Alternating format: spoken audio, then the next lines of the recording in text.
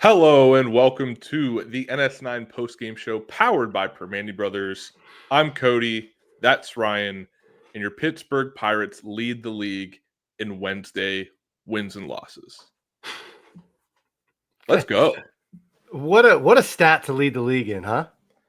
Yeah, I had to double check it. Jim had it right off the bat. First comment in the show. 10-1 on Wednesdays. Day games with Cody and Ryan are great, especially if they're on Wednesdays. Yeah, afternoons with Ryan and Cody are back. The Pirates win. It looked like a great day at the ballpark, Cody. After all the rain that we've had in the area, the last couple of days have been gorgeous, and the game went right towards the Pirates script there. Cutch hits a home run, passes Clemente on the all-time Pirates home run list. So it was a great day at the ballpark. They take the win, they take the series, and Donnie baseball, baby. Donnie ball strikes again. I can't get enough of it. But before we go any further, BetOnline is the world's most trusted betting platform and your number one source for all your sports betting action. With baseball season in full swing, we're deep in the NBA and NHL finals, and BetOnline has more ways to stay in on the action with the latest odds, news, and scores, even live in-game betting while the games are being played. We keep the dog days of summer rolling with the largest selection of odds on everything. With updated odds on the MLB, UFC, and boxing to tennis and NFL futures, BetOnline remains the best online source for all your sports wagering info. In between games, head on over to the BetOnline Casino with all the top Vegas-style games, including poker and live casino. BetOnline, the game starts here. And Ryan, I feel like we're used to saying, well, the game started in the ninth inning. The game really started in the second. Right. Yeah. I mean, the Pirates got on the board 1-0. And look, the game for the first 4-5 innings looked like it was, the typical Pirate script they need to win the game. It's 1-0. You have to get stellar starting pitching, scratch out a run or two, and hopefully hold it down with the bullpen. But like you said, Cutch's 3-run home run in the fifth broke things open a bit, and it got a little dicey towards the end, but the Pirates held on, and Bednar, another stellar performance by Bednar in the ninth, and the Pirates get the W. Yeah, so Donnie ball was in full force there in the second inning, got a man on first and third, and when I saw this play, first thing I thought was back to basics, baby. BBB. Just a double steal, like straight out of Little League. I mean, hey, could have been real bad because it looked like it at first with Hayes stopping. Right. But it was exactly how Donnie ball drew it up. A double steal steals us a run in a game, like you said, seemed like, maybe they couldn't get a run. But Donnie ball manufactures it. He just keeps coming with these. And it's really just basic baseball when you break it down. Yeah, you have to get creative with this offense. And they had a situation. It was 2 strikes. You have Davis on third. Hayes is on first. Hayes takes off. And like you said, I guess he did his part, because if he keeps running there and they catch it, there is no throw to first or anything. So, but you put you be aggressive. You put the, urgency on the defense, let them make a play. And they threw down, which some teams wouldn't even throw down. They would just let them take second. They threw down, and the guy dropped it. Ball goes in the outfield. Hayes goes to second, and Davis heads up, goes home. Double steal, goes down as stealing home, which is funny to see that in the box score. But yeah, it's just, that's what we've seen from Donnie baseball. They're more aggressive throughout. I mean, kind of in every aspect. He's more aggressive with the bullpen. They're more aggressive on the base paths. They're bunting more, just trying to get guys in scoring position, getting guys over. And look, we all know this offense is bad, so you got to do it. And it worked that time, and it's kind of been working for Donnie Kelly. Is kind of every move he's been making. There's like Tyler said the other day, like he doesn't agree with all the moves Kelly's been making, and I kind of agree with that. But they've all been seeming to work for the most part. Yeah, and I mean, I want to go back to what you said about, most teams wouldn't throw that ball. Is this maybe coming down to scouting, seeing how aggressive the Marlins are when there's a guy stealing second? But really, I look at this and I'm like, you said they're forcing the defense to make plays. You know who else forced the defense to make plays? The Dodgers. That's how they won a World Series last year. You got to make the other team play baseball, and that's really what this comes down to: is you're making the other team play baseball, and if you're exposing their defense, then it's just a plus for you, and it's great to see. It's something that we didn't see a lot of from Derek Shelton. Not to kick a dead body, but we weren't Kick really him, Cody. Kick him. seeing this from a Derek Shelton led team. You weren't seeing these little like small plays in baseball. They weren't happening. They weren't being manufactured like they are under Don Kelly. So just hats off to Don Kelly for, just bringing out the details, I guess, in baseball and not just relying on a batted ball in play. Yeah, and I mean, if they don't make that throw to second, then Hayes takes second easily, and now you have two. Davis obviously isn't going anywhere on third, so now you have two in scoring position, and you see what happens. But yeah, it's just they ended up. I think IKF walked in that inning, and then Cruz struck out. So you weren't going to score that, and if you play it back like that, you weren't going to score in that inning. So hey, they manufactured it. The Marlins made the throw. They screwed it up, and you taking an early 1-0 lead. And it looked like that 1-0 lead was going to have to hold up for a while because that was pretty much the score to the fifth inning. And Yeah. then things got a little better after that. Yeah, the fifth inning got a little hairy. Falter, who has been great, he, I always say, I got some crap about this on Instagram when I put it in one of the descriptions of Bailey Falter's stat line, that he's given us master classes. Well, I'm not saying it's a master class. It's a Bailey Falter masterclass. TM, trademark. This guy loves to just get balls in play. He knows how to get ground balls, knows how to get guys to hit into outs. He only gets maybe at most 5 strikeouts a game. And that's just what this guy does. Is he's able to make the offense not be able to hit the ball in the gaps. And that's just the Bailey Felter masterclass. But came the fifth, and it got a little shaky there for Falter. He loaded the bases. He got bailed out by a fly ball to right. But it wasn't looking good at that point. I was starting to get nervous because before that, he was looking pretty dope. He was 38 and 30, 38 pitches thrown, 30 strikes, only 8 balls to that point. And it was looking great. And I think that's, I've said this in the past. Once I see something, I notice something in the box score, I'm like, wow, this is great. It starts to go to crap. So Right. that unfortunately happened to Bailey Falter there in the fifth, but he got out of it. And it's how I said, he's able to get guys to hit into outs. He cruised through the first 4 innings. He gave up a double in the first inning and stranded him. But besides that, like second, third, and fourth, I think he faced like one over the minimum in those 3 innings. Got into the fifth. It was all with 2 outs. He had 2 outs, nobody on, ends up loading the bases, thankfully gets out of it, no damage done. Comes back out for the 6th and gives up a home run to Hernandez, who had the double in the first inning. And then he gets the next out, and then Kelly pulls him. And we've seen this from I guess kind of all year with Falter, but especially with Kelly, is they don't. I mean, he, like you said, he was only at 71 pitches. They don't seem to let him really go through. He was halfway through the third time through the lineup, and they took him out here. Yes, he had loaded the bases the inning before. He had given up a solo home run in the 6th. It just seems like normally, my personal opinion, I like to let my starter go until you think they're done. Now they have the bullpen. The bullpen's been fresh. Majinski gets the call up today, so you have him fresh in the pen as well. Though I don't know what he's here for exactly and what role we will see momentarily. But they pull Falter, and I don't know if this is just something that we've seen that they're doing. And I don't know if this is just to protect Falter from getting into trouble as he gets the third and fourth time in the lineup.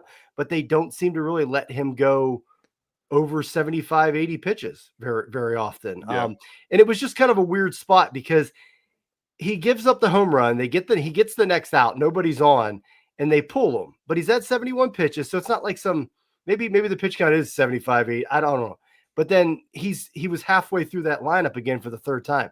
So I don't know if there's like a set rule or if it's just Kelly kind of when he feels it, hey, let's make the change. They went to Ashcraft, which he came in and kind of started getting into trouble right away, gave up a run.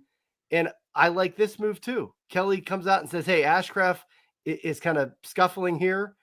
I want to win this game. And he goes right to Santana. I mean, this is people that on Twitter is, some of these people that are still not defending Shelton, but they're incapable of saying anything positive about Don Kelly baseball right now. Right. They will say, oh, this bullpen management's the same as Shelton. It isn't. No. Shelton would have never have pulled Santana out in that sixth inning. Ever. Ashcraft. I'm sorry. Yeah. Well, no, I'm saying he would have never have gone to Santana. Yeah. In that inning at that point. He would have saved Santana for when the game was already lost or something or late. So the fact that you bring Santana out in kind of a fireman's role, get out of that inning, and then they bring him out for the next inning, I loved it. I loved everything about it because, look, if you wait to use Santana or Bednar in the ninth, if you lose the game before that, what's the point now? Now they didn't even pitch and they're just sitting in the bullpen. So I love that. Yes, Neil is hiding, Jim. He is hiding from Donnie Ball. Had to throw that in there. But yeah, I love the move going to Santana there. Yeah, and I want to go back to what you said about pulling Falter and how you think there's this rule. I think if you look at it from a game-to-game standpoint, you might be able to find that for sure. But I think in this game particularly, I think Don Kelly just wanted to win a series. Right. I think he was like, you gave up a homer, you let a guy on. Looks like you're not looking great right now. I want to win this game. I'm going to a bulk guy out of the pen. And then Ashcraft comes in and he didn't pitch well either. And then he had a short hook on Ashcraft. And he said, all right, I'm going to the guy that I know can get it done. I'm going to Santana. Santana gets out of that inning. And I really think this game just comes down to the aggressiveness of Don Kelly. And DiNardo will say it, most of us say this, that the manager doesn't dictate a win or a loss. But I think today Don Kelly did. I think he really played a chess match today. And that's why this team won outside of, a historical feat by Andrew McCutchen. But I really think Don Kelly's management helped propel this team to a win today. Yeah. Okay. So they might not dictate a win, but they certainly can in some games, and you can put your players in the best spots to get that win. And again, Shelton wouldn't have went to Santana there. Maybe he would have stayed with Ashcraft, longer, or maybe he go like somebody said he would have pulled Holderman off the IL and pitched him. But yeah, that's the move. It's like we've seen that so many times in the past couple seasons where you don't go to your best reliever right away because he's my closer, he's my eighth or ninth inning guy. And then you lose the game because you brought in Holderman or Baraki or somebody else that blows the game. So I like that move. And again, with Falter, I don't know if there's some fast rule that they're going with, but it seems like they don't like him. They're protecting him not to go deep into games, which is fine. I mean, you have the other starting pitching, which has been great. You have a bullpen, which has been pretty good for the most part. And yeah, so you keep him out of trouble, keep him out of damage. Would I like to see my starter go at least 6 innings? Absolutely. But again, Donnie Kelly made the move and it works out again. And that's the thing with him. It's things have been working out for the most part for Donnie Kelly. And say what you will, say whether it's just positive regression or the pitchers they're coming into their own and they're all pitching better. But they're winning more ball games. This team isn't lifeless, and it's it's been fun. It's been more fun to watch, that's for sure, Cody. Yeah, and to wrap up on Falter, just watching this game today, I was like, Bailey Falter would be a great pitcher on any staff in Major League Baseball today. And 2 years ago, we were all like, why did we trade Rodolfo Castro for this guy? I mean, Right. look at where he's come, how far he's come. It's really awesome to see. He's become one of my favorite players on the team. I just hats off to Bailey Falter. Good for him. Yeah, it's Ben's best trade. I mean, Yeah, hands it down. really is. Hands down. It's his best trade, which again isn't the bar is low for those trades. So but yeah, that one was absolutely a slam dunk at this point. And credit to them for seeing something in Falter. And at the time, I thought that was just hey, they needed some starting pitching depth, Yeah. and it was an arm they could pull in, but they clearly identified something with him, and he's been But good. maybe that is what it was, and then they just got lucky because it really seems That like could be if anything, It could be. positive happens for this front office, it's out of sheer luck. Right, right. Somebody asked in here, is Majinski definitely in the pen? Do we know yet if he's going in the pen? I mean, that was it. Noah Howe's reporting that they said that he's going to be in kind of a bulk reliever role with Ashcraft. So I don't know, man. Last week they were saying he was a starter this year for sure, all year, and now he's in the bullpen. So I don't know if this is a permanent thing. I don't know if this is just, hey, we have 13 games in 13 days, and we just wanted an extra good fresh arm. But I know that Majinski in the bullpen is a huge upgrade to that bullpen over Nicholas. Oh yeah, this bullpen is now fortified. Like we've been calling it for it all year. Everybody was willing to be like, okay, Majinski, like we'll give you a chance. I think we all thought the hook should have been way shorter, but they gave him a chance. He kind of started to come around to it, and then they sent him down to AAA. He was awesome in AAA as a starter. So that's why it's kind of shocking to see him come back up at this point. Like, why not just let him keep working unless you think he's done everything he can do there? I don't know. I'm a fan of him being in the bullpen permanently. If he needs to make a spot start, piggyback with Ashcraft, that's great too. But yeah, I mean, hopefully everyone's come to their senses now and been like, all right, if we want to have a solid bullpen, Carmen Majinski has to be a part of it. Yeah, no, like Mike said, piggyback starter. That could be. Like, we don't know yet. We don't know, and I mean, it could just be for this week. I don't know what this front office is. I don't know what their plan is from day to day. So yeah, like I said, I like him being in the bullpen. We've said that all year for the most part. So he's in the bullpen right now. We'll see what happens. Because there's really this starting rotation. I mean, you have Bubba Chandler should be coming up sometime soon, Cody. Yeah, hopefully.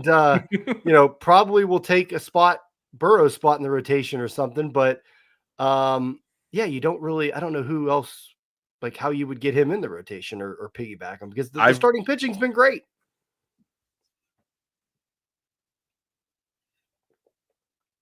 Did I lose you, Cody? Cody is frozen. Oh, there you are. you froze up on me. Uh-oh.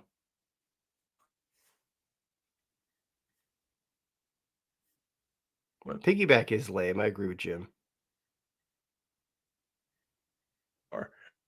Make sure to get your hashtag Raise It's in there. We're giving away 4 free sandwiches. I don't know. Cody's internet here is that you, Cody? You all right? Hear me? Your Jersey internet is struggling over there, I think. Oh no. Well, we got to try and power through this then. Yeah, you're looking good now though, but you had a frozen face though. Man, I don't know what's going on. All right. Well, let's just, let's move on. Let's get to the meat and potatoes of this game. We kind of buried the lead here. Andrew passes Pirates home run list. He's at 241. And it really broke open this game today, Ryan. Yeah, third look.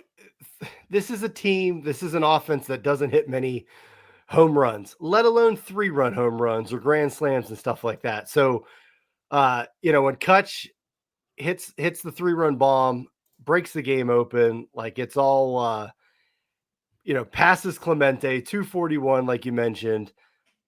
Just what a moment at home, great day, afternoon game, and the Buccos are cruising to a win now. So I had to get my McCutchen jersey on. I said I got to wear it for the show. I usually don't have the jersey on and everything. So I had to put the McCutchen jersey on because just where would the Buccos be without Andrew McCutchen? As Jim said here in the comments, lifetime contract. I mean, at this point, I think Mike Tomlin has one for the Steelers. Why not Andrew McCutchen? Just give him the lifetime contract. But yeah, McCutchen is he's the GOAT. I mean, he's the Pirates player of our generation, pretty much, Cody, and he's still here doing it. So hopefully this team could get a team around him and have some playoffs for him before he retires.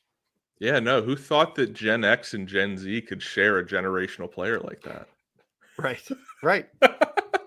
We'll take it. A little inside joke there. But yeah, Andrew McCutchen leads the Pirates to a victory offensively. That one hit, home run, 3 RBIs really broke this game open. And we had a couple hits here and there, but nobody really did anything other than Spencer Horwitz. Spencer Horwitz had a nice hard hit ball to right field. That was nice to see. Would like to see him do that with, well, he did have a man on first, I believe. I think Reynolds was on first, but I'm starting to feel like I haven't seen enough production out of Spencer Horwitz. What say you? Yeah, I mean, the first week or two he was up, and it's like, look, Spencer Horwitz had the injury, had the surgery. He didn't have a spring training. So, Right. like, I'm going to give him some leeway in the beginning of the season. But, like, the first couple weeks, you're like, hey, like, this guy, like, it just looked different because after watching the Pirates lineup for 2 months, you're like, this guy looks like an actual hitter from another organization. And Right. you're thinking, he's going to be fine. So like, but I was giving him like some leeway because again, he didn't have a spring training. He had the long rehab, but that was really it. But since then, he kind of has just kind of been like a typical Pirate hitter in this lineup. It hasn't really shown too much of the power. I think he has 1 or 2 home runs. But today he has the double. He's been great. What I've loved about Horowitz is him at first base. Like we actually have like a legit first baseman. Like the guy, like he had a great pick today on that ball that IKF knocked down, and then even with IKF's arm, still got it over there. Horowitz had the great pick. So like he's been great at first base. I just wish he would hit a little more. Yeah. I think what Doug said early on, he looks like an every other day hitter. Like he goes like 0 for 4 and then he gets a hit or two.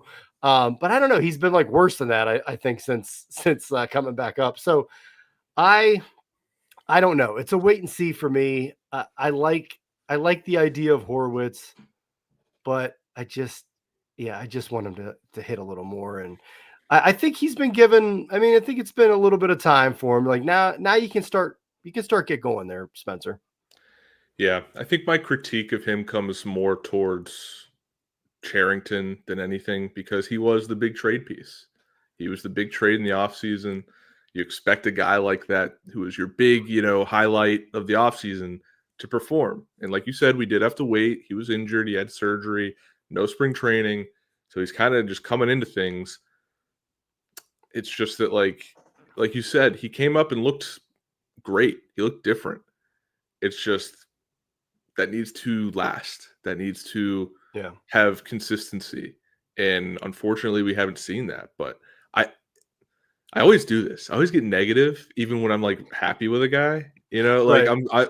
I'm glad he got that double today. It was an impressive double, great hit, hard hit.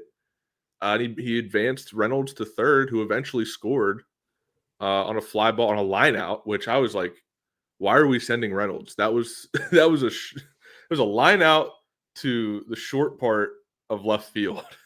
I'm like, why are we sending him? Ended up being a great call. It was a weird throw. Yeah. It was cut off. But Well, good move by Reynolds too. Not like because yeah, on that line drive, he's probably thinking it's dropping and he might take off, but he stayed close to the bag and was able to tag up. So yeah, just I was shocked because it was hit to the shallow left field, and I was like, "Why is he running?" I wasn't and expecting him to run. the left fielder was moving towards the plate too, like as he caught Right. it. So like it was very I don't know. If you have a guy at third in this offense in under 2 outs, like you kind of got to send him. I mean, that's just Yeah. like you got to, like you said, make the defense beat you, make them make a throw. Yeah. As Sean mentioned here about Horowitz, his regular season is just realistically starting. Yeah, like I said, I gave him some grace period and I was fine. Like we'll see what happens. I think it's just he's about time. So hopefully he gets going. Gregory says Justin Morneau was our last true first baseman. Don't forget about Derek Lee, the great 28 games that Derek Right. Lee played here. He was unbelievable. And then the Pirates wanted him back, and he was like, "No, I'm going to retire and watch my kids play baseball instead of playing for the Pirates." I was So gonna say everybody thanks, forgets Derek Lee. about Derek Lee, one of my Oh, he was favorite so Pirates of good. all time. He was so good. He was so good. I Yep.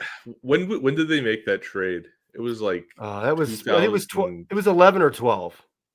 Really? I thought it was before that. Was it? I think it was. I thought it was like one of the I first think I like was I think I was in like years that middle they actually. school, Well, I do have the Google. I could probably look this up. but I just remember them making that trade, and I was like, "Wow, finally in my lifetime, the Pittsburgh Pirates are gonna try and win," and that never happened. It was 2011. Wow.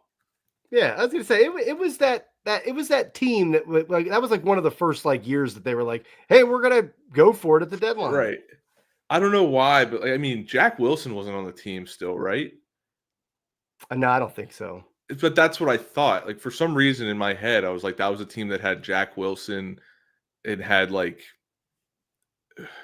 Nate So McLeod. They probably did have Nate McLeod, since but we brought up Derek Lee here, 28 games, he had a 173 OPS plus. He was oh yeah, he was unbelievable. bad. No, he was awful. unbelievable. Who? Oh, OPS plus. I'm sorry, I missed Yeah, the no, plus. no. Derek Lee was great in those 28 games. Yeah, he was good, but Yeah, then he he didn't saw want to no come back. future here. He was like, you know No, what? he said, These "I'll take guys ain't gonna win retirement." nothing. Yep, yep. But anyway, let's enough about Derek Lee. Sorry, had to be nostalgic for a second. Right. But anyway, I mean, as far as the offense, besides Cutch's 3-run home run, which I mean, that's such a game changer and obviously Yeah. in baseball in general, but for this offense, it's just a huge game changer. Hayes had 2 hits. Davis had an opposite field single, but that was Yeah. pretty much it from him. But I thought Davis again behind the plate. I mean, he's like it's been by injury, it's been by default because like Bart went down, Endy went down again, but Davis has really turned himself into like the Pirates catcher here. It's awesome to see, and hopefully Right. he keeps going with the bat a little bit. It's unfortunate the way that it's happened because it shouldn't have happened this way. Right. Like, I think in all of our eyes, Henry Davis should have been starting a bulk of games, splitting time with Joey Bart. Because, like we said, it kind of became a lost season after the first month in the season, and you're like, we got to figure out what we got here. Right. This is your 1-1 pick. He's got to produce, or you got to figure out what to do with him. And unfortunately, it took Joey Bart getting injured. It took Andy Rodriguez getting injured to get to this point. But I really think Henry Davis deserved this shot. Not because of his play, but because of where the Pirates decided to draft him and all this expectation that was put onto him. You have to figure out who he is, and he's kind of stepping up to the challenge. Yeah. Yeah. Like I said, I hope he keeps it up. But yeah, like he's just looked different.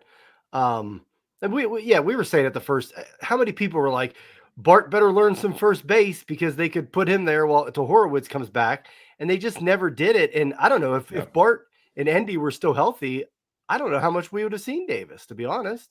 They probably would have sent him down to AAA. He probably wouldn't be Well, with the major league team. He was up here literally as Paul Skeens catcher. Like that was his role. That was it.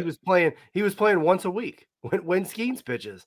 And now he really got an opportunity because of the injuries. And as he says right here, Henry Davis says, #raise it. Yeah, get your #raise it in as we'll be giving away the sandwiches here shortly. But But yeah, I don't know. I don't know how much he would have really played if those guys are still healthy. Yeah, and that's the thing is you hate to see guys get hurt. And sure, it creates opportunity, but I think this is, you know, the best case of a bad scenario. Yeah. I So, agree. I agree. So we'll take it. But yeah. because the thing is like guys like Bart, they produce. I mean, Bart wasn't playing too well towards the end until he got hurt, but at the beginning of the season, he was producing. He was one of the guys that came at the bat, and you're like, okay, we have a shot. And to He was lose like, yeah, that, he was just kind of becoming a singles hitter, though. It was kind of weird because last yeah, year he it was got to hitting that some point. Yeah, doubles and home runs and whatnot. right. How about Cruz also a hit, also stolen base, his 24th stolen base on the year, leads the NL. So he just keeps Cruz just keeps going. Also, third in the league in OPS amongst center fielders. He's chasing PCA there. There you go. I have become a big PCA fan only because he's on my fantasy team.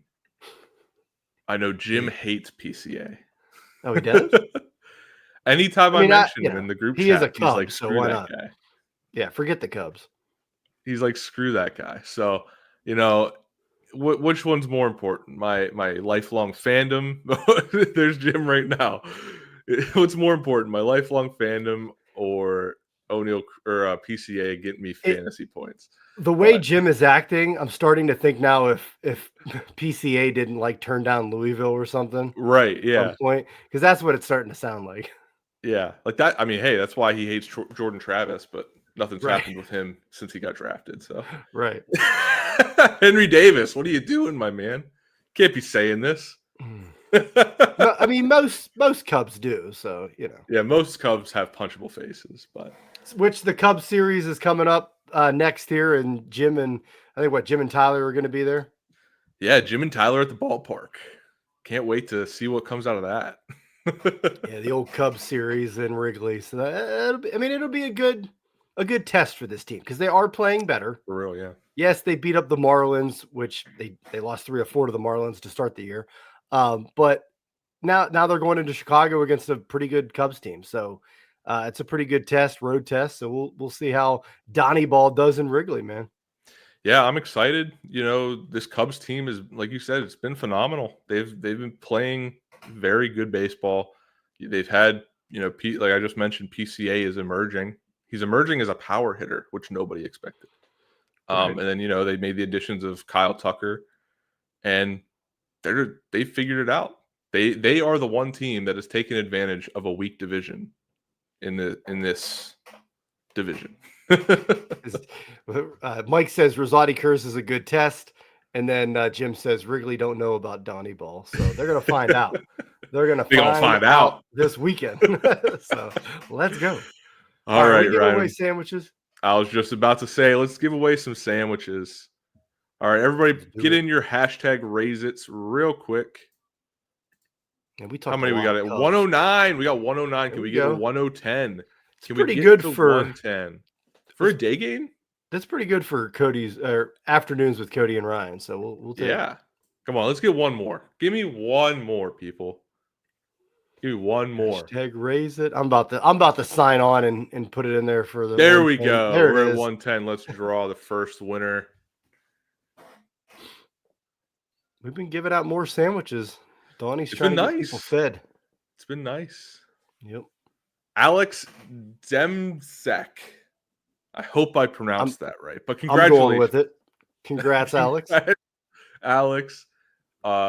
Everyone who wins, especially you, Alex, since you did win, be sure to contact us wherever it is most appropriate for you. Let's draw again. I'll finish what I was trying to say then once we get a second winner.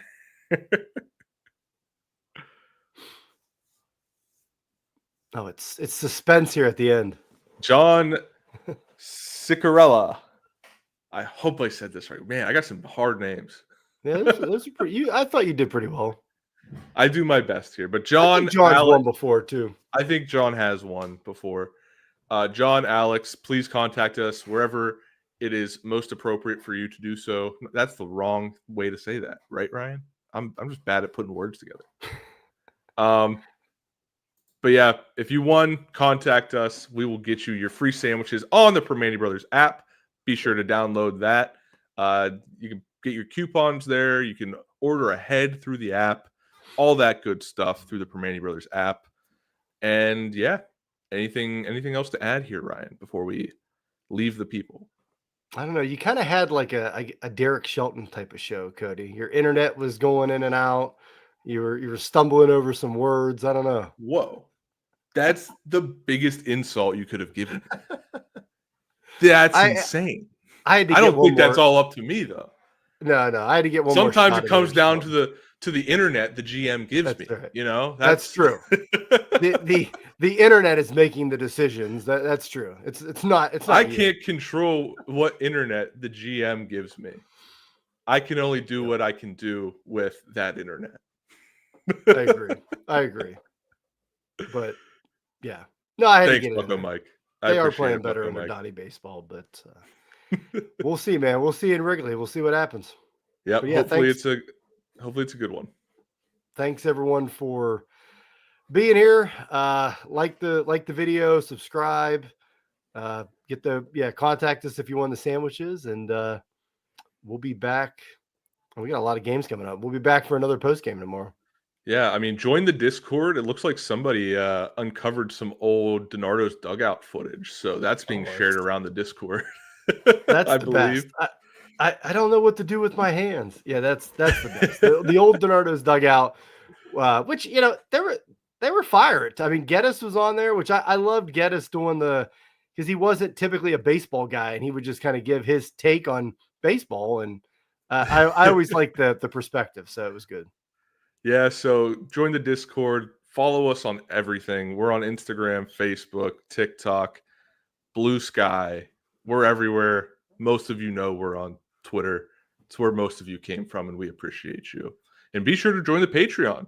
$4.99 a month gets you into some giveaways, which I just remembered.